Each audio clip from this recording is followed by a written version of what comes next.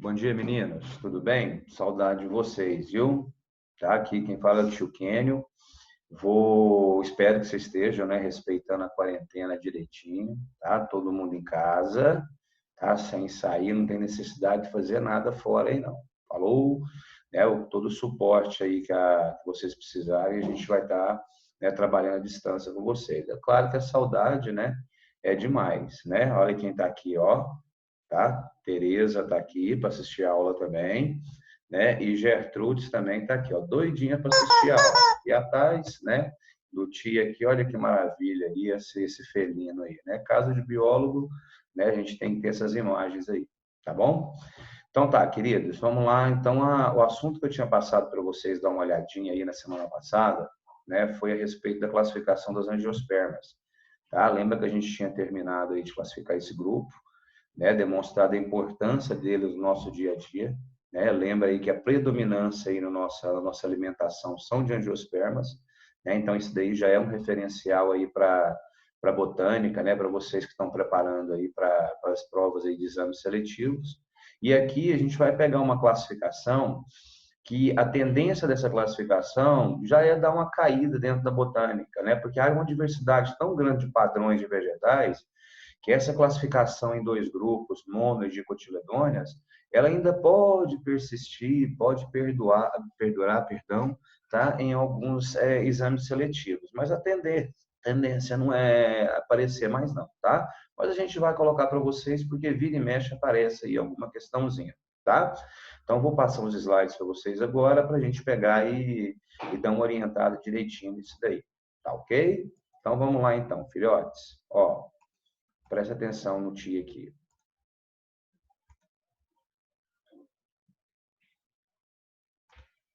Olha só, tá? Vamos voltar aqui. Então, olha aí, ó, né? Diversidade das angiospermas, né? Coisa maravilhosa, né? Olha aqui que a gente sempre falou para vocês, né? A questão da aproximação dos animais. Olha que maravilha esse beija-florzinho aqui, né? A coloração, né? Que é um dos atrativos importantes. Tá aqui, né? Um pé de maracujá. Quem acha que maracujá só vende na polpa lá, mas tá aqui, ó, uma planta, né? Ó, a florzinha dela e o fruto tá aqui. Então, flor e fruto a gente sabe que é um critério importante, né? Lembra que na prova de vocês foi cobrado, tá? Então, vamos lá, então. Algumas características gerais aqui, meninos, ó. Né? Desenvolvimento de flor, de semente, né? Que a gente sabe que tem um ponto importante. Deixa eu ver se eu coloco aqui um marcador de texto, né? Para a gente destacando isso aqui para vocês, né? Então, olha aqui, ó. Flores e frutos, né? Então, isso aqui é um aspecto importante, né? Das angiospermas, né? Porque vem como atrativos. Porte variado, a gente já tinha comentado com vocês, desde o quê? Desde as pteridófitas ali, né? O surgimento de vasos condutores. Isso daí foi fundamental para o crescimento, desenvolvimento e a diversidade. E nessa aula nossa agora, que o objetivo é esse daqui, filhotes, ó. Tá? Trabalhar o quê? Trabalhar a classificação em dois grupos aqui, ó, mono e dicotiledôneas. Parece que o tio está com Alzheimer, olha lá para você ver tanto que fez retinho isso aqui, né? E essa parte aqui do ciclo haplodiplobionte, meninas, mesmo que ele permanece, né, prevalece em todos os grupos, mas ele é mais evidente, como a gente comentou com vocês, esporófito, gametófito, fase duradoura transitória, né, nas briófitas e pteridófitas. Gimnosperma e angiosperma, lembra que a gente começa a priorizar o quê, né? É polinização, é dispersão de semente, é atrativo, né? Então, isso daí é o mais importante para a gente, tudo bem? Então, vamos lá, então. Olha lá. A questão da flor, né, que a gente colocou as últimas aulas que a gente trabalhou com vocês aí, a gente não pode esquecer de forma alguma, né? Então a flor vem como um atrativo importante, né? Olha lá, os principais verticilos florais estão aqui, cálice e corola, né, que são dois verticilos de proteção, né? Cálice, conjunto de sépala, corola, conjunto de pétala, androceu, conjunto de estames e gineceu, conjunto de pistilos, tá? E aqui ele traz como flor perfeita, mas a gente colocou para vocês no quadro como flor completa. Né? Uma flor, então, que ela é completa, ela apresenta esses 4 verticilos florais aqui, tá? Só que lembra que a gente mostrou para vocês que nem toda flor ela é completa. Né? Então, tem flores, por exemplo, que podem não apresentar o que? Pétalas. Tem flores que podem não apresentar, né, os estames e os carpelos juntos. Né? Então, a gente até usou um critério para classificação com vocês aí, de plantas o quê? Monóicas, plantas dioicas, tá? Mas esse vai ser o objetivo não da nossa aula por enquanto, não. Tá aqui uma florzinha, né, mostrando para vocês aí tudo como foi esquematizado em sala de aula, tá aqui ó, as pétalas, tá?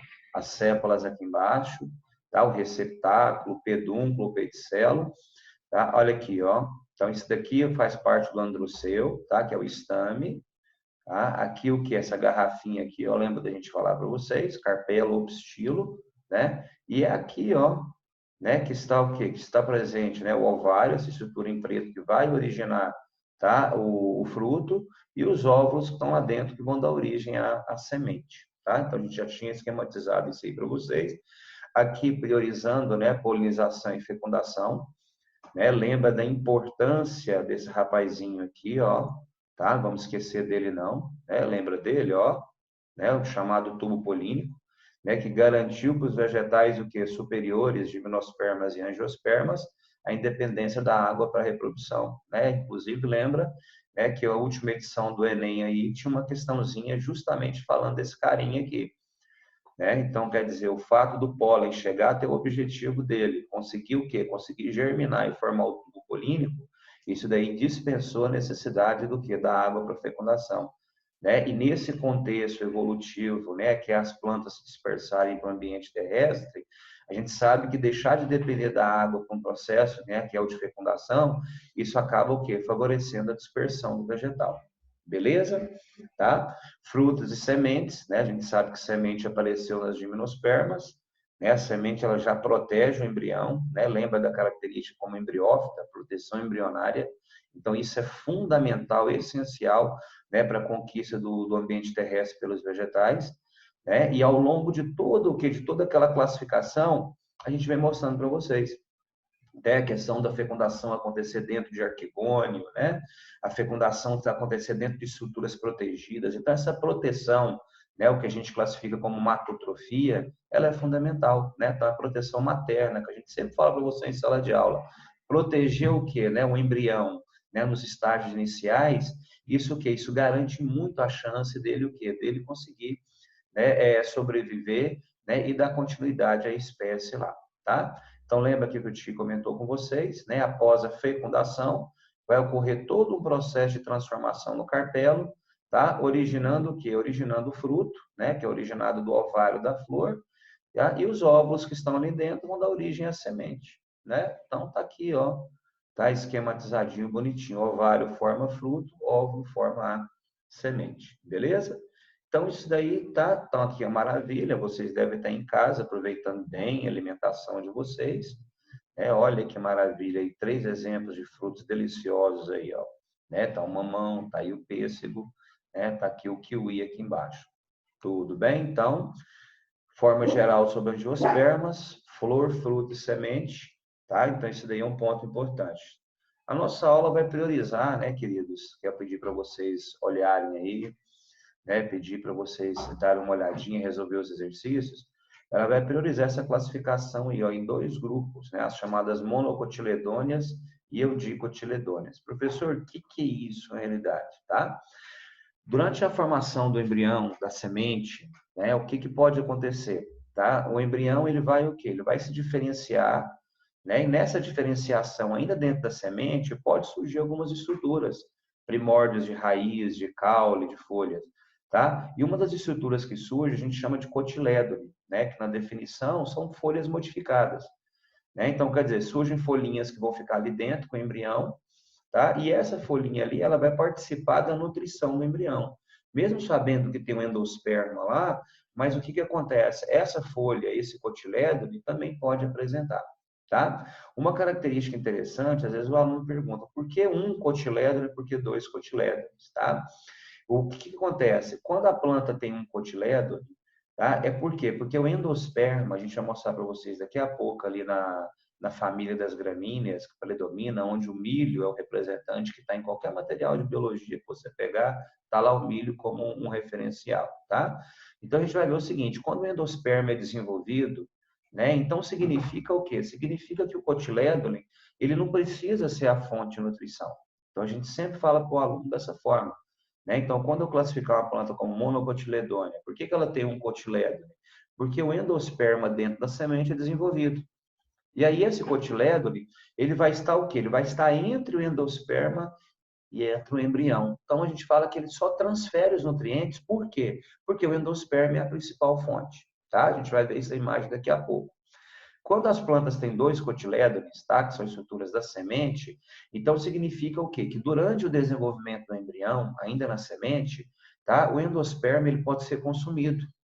Ele pode ser usado para que esse embrião se desenvolva. E aí, o que acontece? A gente tem que imaginar, né? Que se a semente está o quê? Está em formação. Nessa daqui a pouco ela vai estar pronta para germinar. Se o endosperma já foi consumido, então é necessária uma outra fonte de nutrição. Então aí a gente coloca o quê? Que os dois cotilédones são as fontes, né, de nutrientes aí que o embrião vai precisar, né? Então vamos memorizar aqui, ó, um cotilédone, tá? O que acontece? O endosperma é desenvolvido, então esse cotilédone só transfere nutrientes. Dois cotilédones, porque o endosperma já foi o que consumido, e aí fica o que? A necessidade de uma fonte de nutrição para o embrião. Tudo bem? Está destacado para vocês aqui, meninos, ó, há uma tendência na botânica da gente trabalhar com duas famílias. Isso aqui é geral, filhotes, porque a diversidade de famílias é muito grande. Então, a família das gramíneas e das leguminosas. Por quê? Se vocês olharem aqui os representantes que nós temos, eles são praticamente o quê? O que a gente encontra no nosso dia a dia como fonte de alimento, né? Então, a dica que a gente dá para vocês, família das gramíneas, família das leguminosas, né? E sempre exemplo dessas duas, o quê? Dessas duas famílias é que são usados aí nos livros de biologia ou nas provas para fazer essa diferenciação de planta mono e dicotiledônea. Tudo bem? Então, olha lá a família das gramíneas. Ó, milho, arroz, trigo, cana-de-açúcar, capim, aveia, cevada, bambu, centeio. E aí vai uma outra diversidade que a gente vai ver depois. E essas eudicotiledôneas, né, que antigamente era chamada de dicotiledôneas, aí a gente já tem a família das leguminosas. Lembra a leguminosa? Ela vai aparecer para vocês demais. Né? O Enem gosta demais de trabalhar o quê? Com o ciclo do nitrogênio. Né? E as leguminosas apresentam o quê? Nas suas raízes, bactérias fixadoras de nitrogênio. Né? Então, cultivando uma leguminosa no solo, a gente está o quê? A gente está promovendo uma fertilização natural, né, de nitrogênio para esse solo, tá? Então tá ali, ó, feijão, soja, amendoim, ervilha, lentilha, grão de bico, né? O pessoal aí a turma dos vegetarianos, dos veganos, né, gostam muito de usar leguminosas. Por quê? Né? Porque eles estão deixando de quê? De consumir a carne, né, que é a principal fonte de proteína. Então precisam buscar essa compensação através do quê? Através de proteínas vegetais, né? Então, aqui em casa tem uma filhota aí né, vegetariana, então vira e mexe aí, é pai e compra hambúrguer de soja, hambúrguer de ervilha, e aí começa essa tendência aí, tá bom? Mas aí, né, depois a gente fala mais sobre isso. Então tá ali, ó. O principal exemplo que a gente encontra, tá, de que de monocotiledôneas é o milho. Então tá ali o desenho de um milho para vocês, né? Pegamos aqui, estamos mostrando esse desenho. Olha para você ver, a maior parte do milho ele corresponde ao endosperma. Você viu o que o tio falou para vocês? Então, o endosperma é desenvolvido. Então, se ele é bem desenvolvido na semente, ele é a principal fonte de nutrição. Então, o que acontece? Então, o cotilédone, ele está aqui, ó.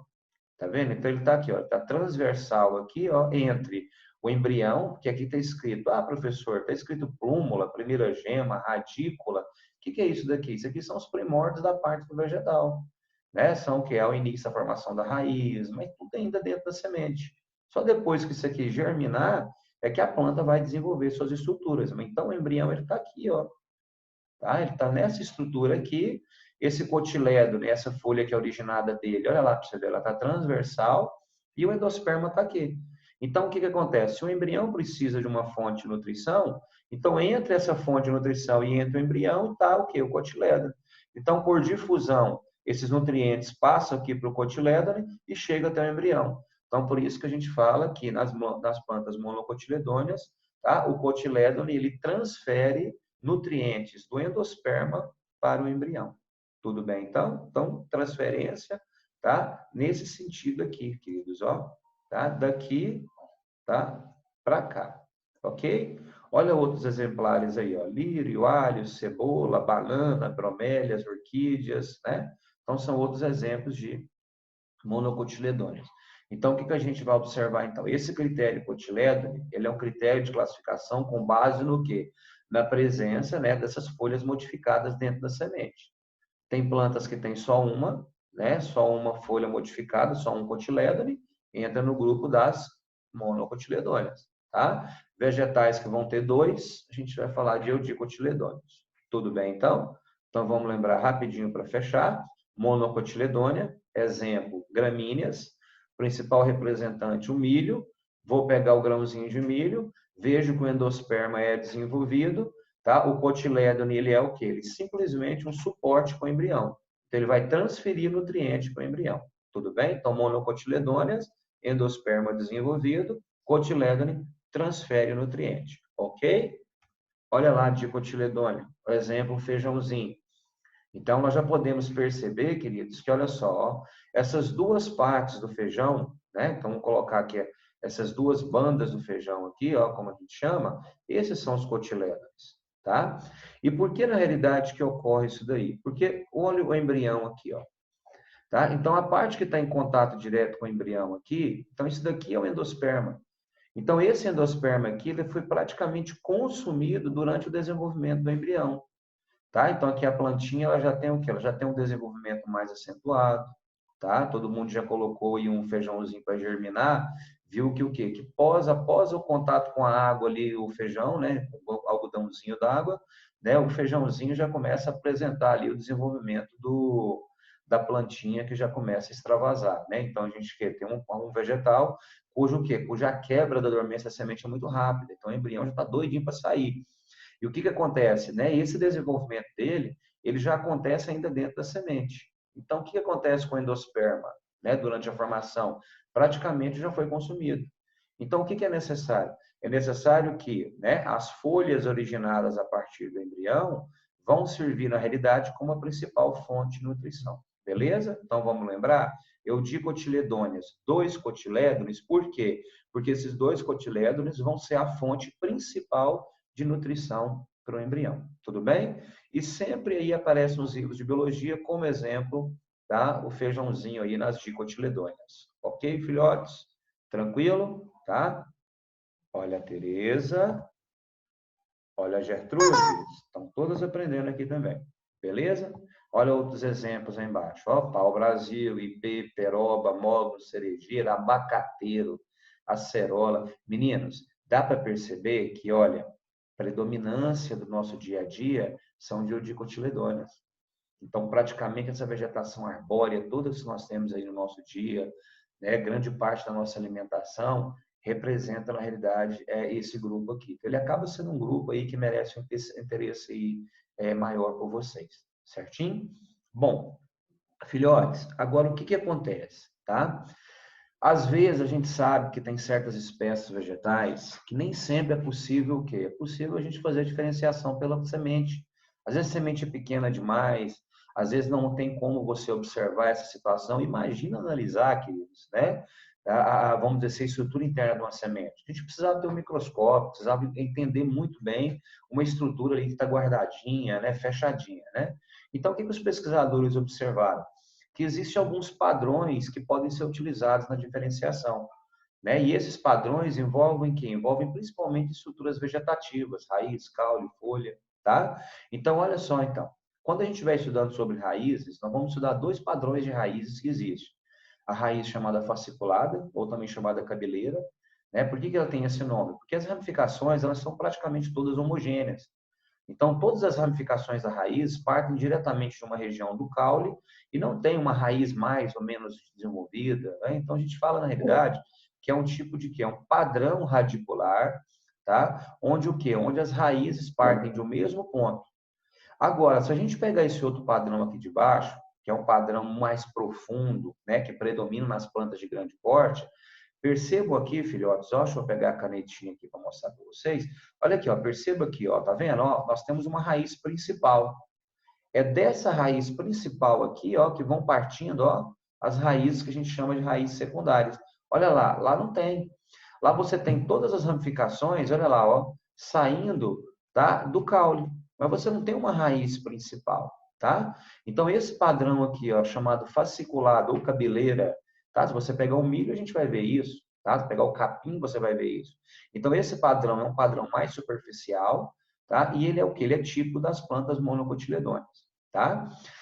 Já o padrão, onde eu tenho uma raiz principal, olha lá, ó, uma raiz principal, e dessa raiz principal partem as raízes secundárias, ele vai ser classificado como axial ou pivotante, e ele é típico das plantas eudicotiledôneas, certo? Então, quer dizer, semente, às vezes é difícil a gente fazer a diferenciação, então a gente parte para o quê? Parte para outra estrutura da planta. Uma delas é a raiz, tá? Raiz fasciculada, monocotiledônea. Raiz axial, eudicotiledônea. Beleza? Olha o outro padrão. Tipos de caule. É claro, meninos, que existe uma diversidade enorme de caules aí, né? E ninguém é obrigado, né, no ensino médio a saber diferenciar. Então, sempre tem aqueles tipos de caules que são padrões, né, e que são comuns no nosso dia a dia. Nós temos dois tipos de caule para cada representante, né? Vamos dizer assim, na classificação. Lembra que eu te falou para vocês que existe uma diversidade muito grande e que essa classificação de mono e dicotiledôneas, ela já tende a sair de dentro da biologia, tá? Então, olha lá, então, caules, né, do tipo combo. Né? A gente, quando está falando em sala de aula, fala que é caule dividido em gomos, dividido em nós. Todo mundo já conhece o que é um bambu, a cana-de-açúcar, né? O próprio milho pode ser considerado ali, tá? Então, olha só, esse padrão, né, de divisão em gomos, tá? Ele é chamado de quê? Ele é chamado de como, e ele é um dos caules das monocotiledôneas, tá? Olha lá, caule do tipo estipe. Caule do tipo estipe, né, o que a gente encontra aí no nosso dia a dia. Deixa eu pegar a canetinha aqui, ó. Esse aqui é o caule das palmeiras. Então, o caule do bambu, cana-de-açúcar, né, aqui das palmeiras, né, dos coqueiros ali. São caules o quê? Quando a gente vai falando de caule para vocês, a gente vai ver que nesse tipo de caule aqui, é muito comum a gente observar ramificações, né, que são aqueles nós. E esses nós podem originar folhas, podem brotar, então a gente vai ver que é um caule que favorece o brotamento. Mas esquece, né, como, né, caule dividido em gomos, essa é a característica aí desse caule das monocotiledôneas. Olha aqui uma palmeira, né, já é um tipo de caule que a gente não vê o quê? A gente não vê ramificação de folhas, né, ou regiões de brotamento ao longo dele, né, e a gente vê esses tufos de folhas saindo da extremidade. Né? Então, esse é o caule do tipo estipe. Então, como estipe, né, e raiz fasciculada, lembra disso? Monocotiledôneas, certo? Das eudicotiledôneas, olha aqui, ó.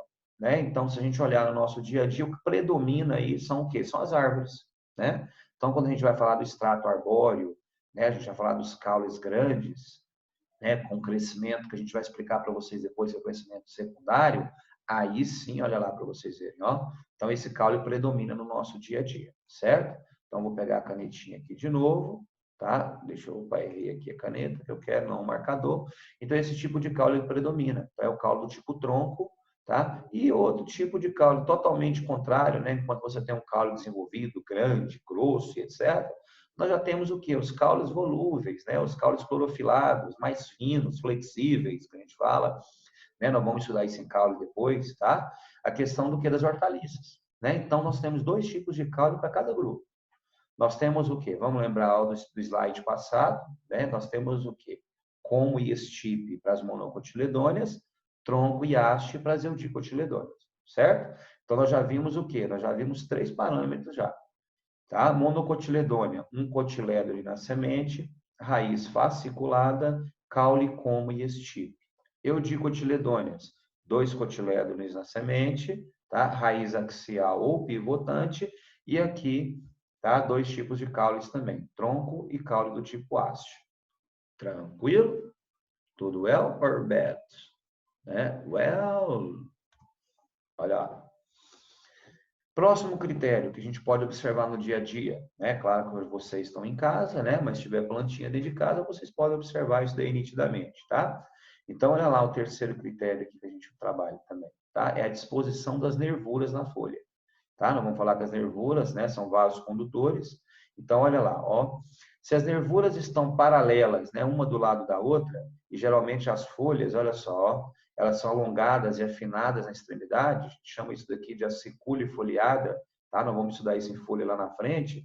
Então, esse padrão de folhas aqui, ó, são chamadas de folhas paralelinérvias. Por que paralelinérvias? Ó, nervura, vou pegar minha canetinha de novo, não estou sabendo fazer com que a caneta permaneça aqui, ó, nervura paralela, tá? Então, paralelinérvia, né, é um critério também das monocotiledôneas, tá? E aqui, ó, esse padrão que você vai falar, professor, esse aqui é o que predomina no nosso dia a dia, mais uma vez, né? Lembra lá na primeira projeção, a diversidade, a quantidade de exemplos de dicotiledôneas que a gente teve, né? Aí passamos o quê? Passamos para a raiz, né? A raiz profunda. A gente tem uma predominância grande aí de plantas, né, de grande porte, lá com raiz com profundidade. Né? No cerrado nem se fala, né? Justamente porque, lembra que um dos critérios do nosso cerrado aqui é justamente o quê? Né? O lençol freático profundo, né? A raiz ela tem que conseguir chegar a esse lençol. Então, a gente acaba vendo uma predominância, tá? De espécies aonde o quê? Aquela profundidade da raiz ela é fundamental. E você pede um aluno para desenhar uma folha, qualquer menino que você pedir para desenhar, o padrão que ele vai lembrar é essa folha aqui, ó, parecendo uma pena, né? Então, alguns autores também utilizam, ao invés de, né, reticulinérvias, que é a folha reticulada, tá vendo? Parecendo um monte de rede aqui, ó. Utilizam, às vezes, o termo também peninérvia, né? Para caracterizar o que? O formato do limbo, né? Que essa parte aqui todinha é chamada de limbo, tá? Então, isso aqui tudo é o limbo, isso aqui é o limbo da folha. Tudo bem? Então, com relação à disposição da nervura, nervura paralela, monocotiledônea. Nervura reticulada, eudicotiledônea. Beleza?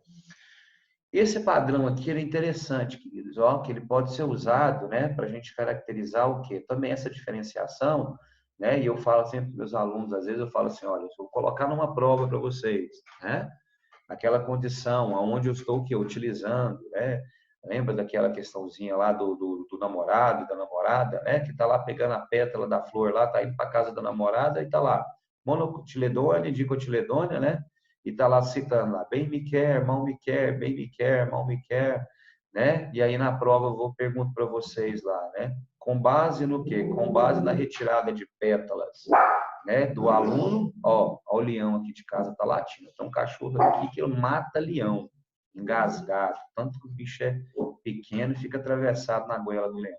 Cala a boca aí, tio. Então, o critério que a gente tem aqui, filhotes, é o que? É contar o número de pétalas, tá? Mas esse número também, queridos, pode ser de sépalas, pode ser o número aqui, ó, de estames, tá? Qual que é o critério que a gente utiliza, tá? Para fazer essa classificação. Pessoal, a gente está em casa, tá? Vocês têm que entender aí, porque se eu sair dali, dá uma cacetada nesse cachorro aí, depois o pessoal aí dos direitos dos animais vai brigar comigo, tá? Então, vamos lá. Então, filhotes, esse critério aqui, ó, número de verticilos. Se a gente olhar aqui, eu vou pegar minha canetinha de novo, tá? Olha lá. Eu classifiquei como trímero. O que é essa definição trímera, né? A gente lembra, pessoal, é 3. Mas 3 o quê? Tá? 3 pétalas, 3 sépalas, 3 estames, 3 carpelas, é isso? É muito difícil a gente encontrar, na realidade, esse número predominando. Então, isso daqui pode valer também para o quê? Para múltiplos de 3. Então, olha o nosso exemplo aqui, ó. 1, 2, 3, 4, 5, 6. 6 pétalas é múltiplo de 3, tá? Olha aqui, ó. 1, 2, 3, 4, 5, 6 estames. Então, múltiplo de 3, tá? Então, esse número de verticilos florais em 3 ou múltiplo de 3, nós também classificamos aí como sendo um critério das monocotiledôneas, correto? Aqui, as eudicotiledôneas, a gente classifica como dímeras ou pentâmera. Professor, então eu sei isso daqui. Dímero é 2, pentâmera é 5. Né? Então, quer dizer, número de 2 ou número de 5? Pode ser múltiplo de 2, pode ser múltiplo de 5. Olha aqui, ó. 1, 2, 3, 4, 5 pétalas. Se a gente comparar aqui, a gente vai encontrar o mesmo número de estames também. Tá? Olha aqui, ó. 1, 2, 3, 4, 5. Né? Se eu fizer uma contagem aqui, bem minúscula, não dá para a gente ver, mas a gente vai observar esse padrão também, tá? Então, lembrando, tá? Classificar como trímera, número de 3 ou múltiplo de 3. O que é isso? Verticilos florais, tá? Dímera ou pentâmera, número de 2 ou 5, ou múltiplo de 2 e 5. Certinho? Tá? Depois nós vamos revisar esses critérios lá. Então, aqui, característica de monocotiledônia, aqui, característica de eudicotiledônia. Correto? E o último critério, queridos, que é um critério mais interno, claro, difícil de ser visualizado, mas eu coloquei os desenhos aqui, que são as imagens que geralmente aparecem para vocês, tá? Então, o cara pode colocar lá para vocês a disposição dos vasos condutores do caule. ou a disposição dos feixes condutores de seiva. Se colocar isso daí para você, o critério é o seguinte: ordenado, desordenado, organizado, desorganizado. E a gente vai ver o que isso vai refletir depois. Se a gente pegar e observar que a gente mostrou para vocês caules, como o quê? Como tipo tronco, né, que são caudas eudicotiledôneas, a gente acaba o quê? Chegando à conclusão que a organização dos vasos condutores, dos tecidos de condução, ele acaba sendo um critério que favorece o desenvolvimento do caule. Tá? Enquanto lembra aqui, ó, que caules das monocotiledôneas, né? Lembra lá do que? Lembra do coqueiro, lembra do bambu, lembra do milho. A gente não tem aquele caule compactado, né? A gente já tem aquele caule, por exemplo, né? Aonde o quê? Aonde a gente não tem estruturas compactadas internas, né? Totalmente formadas lá dentro. Tem um caule mais desenvolvido. Vamos olhar por esse lado, tá? Então olha aqui, ó. Os feixes são dispostos, tá? São dispersos.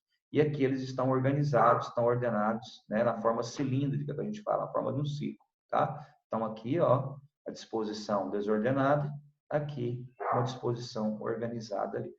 Tudo bem? Tranquilo? Então, queridos, é isso, tá? Classificação aí de mono e de cotiledôneas, esse vamos dizer assim, os critérios que a gente precisa lembrar. Tá ok? Então, vamos lá então, rapidinho, fechando aqui, ó. Então, vamos lembrar contigo aqui. Ó. É aqui que eu tenho que lembrar na classificação das angiospermas em monodicotiledôneas. Primeira coisa, né? O que é o cotilédone? Cotilédone é folha modificada na semente, não é isso? Família das gramíneas, milho, capim, cana-de-açúcar, monocotiledôneas. Na semente tem um cotilédone. Esse cotilédone, o que ele faz? Ele transfere nutriente do embrião, do endosperma para o embrião. Por quê? Porque o endosperma é desenvolvido. Eudicotiledôneas, 2 cotilédones, leguminosas, exemplo, feijãozinho nosso. Parte o feijão no meio, cada ladinho do feijão ali representa um cotilédone, né? E é ali que está a fonte de nutrição.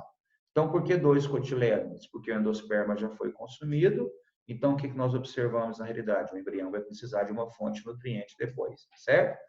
Raiz, fasciculada monocotiledôneas, axial eudicotiledôneas, né? Caule, como e estipe, monocotiledôneas, tronco, haste, eudicotiledôneas, certo? Nervura nas folhas, paralela, monocotiledônea, reticulada, peninérvia, eudicotiledônea, certo? O que mais? Número de verticilos torais. E número de 3, múltiplo de 3, que a gente classifica como trímera, monocotiledônea, tá? Dímera ou pentâmera, número de 2, 5, múltiplo de 2 ou 5, eudicotiledôneas, tá? E a distribuição dos vasos condutores no caule. Espalhado, desordenado, desorganizado, qualquer termo desse sentido, monocotiledônea. Organizado, ordenado, né? Cilíndrico, né? Então, quer dizer, mostrou que é o quê? Que é um desenho esqueminha, né? Vamos dizer assim, organizadinho lá dentro do caule dos vasos condutores, né? A gente vai ver que isso reflete muito no desenvolvimento do caule, tá? Isso daí é uma característica, tá? Das eudicotiledôneas. Beleza? Queridos, espero, né, que essa aula aí, mesmo que não seja presencial, ela tenha ajudado vocês, tá? No material de vocês tem todas essas caracterizações, tem um quadro, uma tabela mostrando ali a diferenciação, tá? E, posteriormente, o que acontece? Acabando essa quarentena, a gente retornando para a sala de aula, a gente vai organizar tudo com vocês novamente. Tudo bem? Queridos, ó, Tereza, dá tchau para eles. Gertrudes, dá tchau também, tá?